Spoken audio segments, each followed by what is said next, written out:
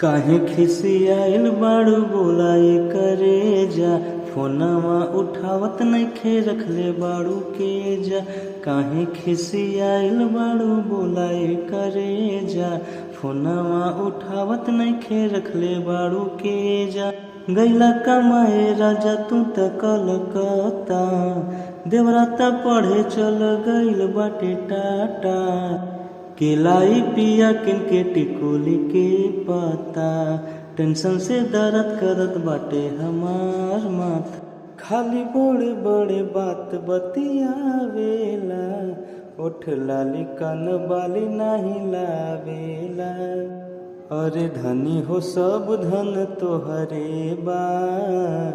चला छमका के साड़ी लहरे बा। काहे खिसियाइल बाड़ू बोलाए करे जा। फोनवा उठावत नइखे रखले बाड़ू के जा। काहे खिसियाइल बाड़ू बोलाए करे जा।